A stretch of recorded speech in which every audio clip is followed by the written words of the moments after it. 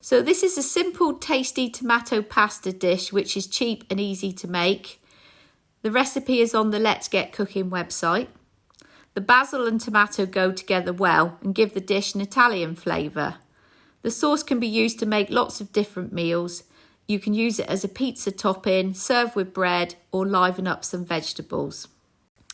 So the equipment you'll need to make the tasty tomato sauce is a set of weighing scales, a chopping board, a sharp knife, a garlic crusher if you have one, but if not, you can just chop up the garlic, measuring spoons, a large frying pan with a lid, a wooden spoon, a can opener, a large saucepan. You'll need a kettle for the boiling water, a colander, some pan stands to put your hot dishes on, a tasting spoon, a grater, and a large serving spoon.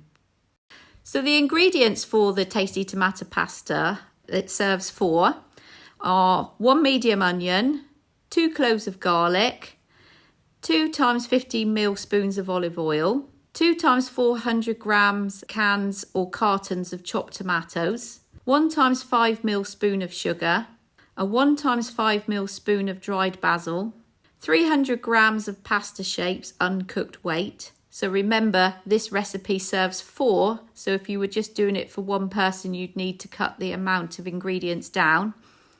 Some ground black pepper, 75 grams of reduced fat cheddar cheese. Again, it's good to use reduced fat rather than full fat cheese.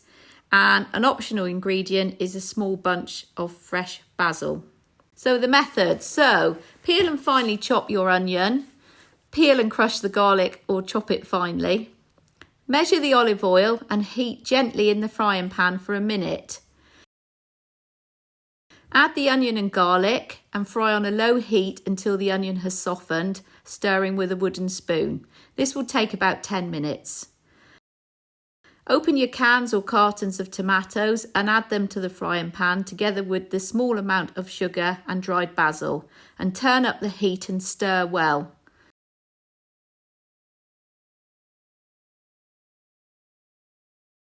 When the sauce starts to bubble, turn the heat down and let it simmer for 10 to 15 minutes until the tomatoes and onions have formed a thick sauce, stirring it occasionally. So while the sauce is simmering, boil some water in the kettle for the pasta, weigh the pasta and cook in the large saucepan according to the instructions on the packet. Once the pasta is cooked, remove from the heat and carefully drain in a colander.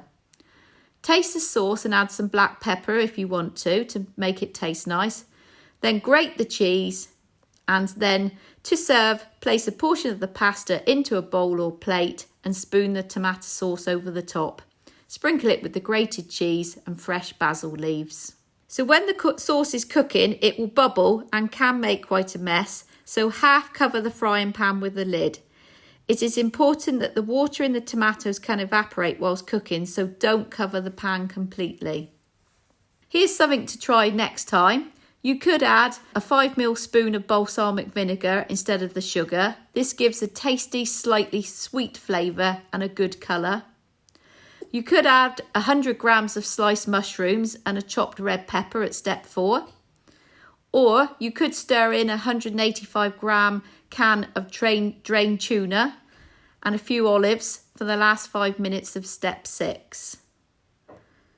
The tomato sauce can be cooked up to 2 days in advance and cooled quickly and stored in the fridge until needed. And then you can just cook the pasta when you're ready to serve. The tomato sauce freezes well on its own. Cool it as quickly as possible and pour into plastic containers, then seal and freeze for up to a month. Defrost thoroughly before reheating until bubbling hot.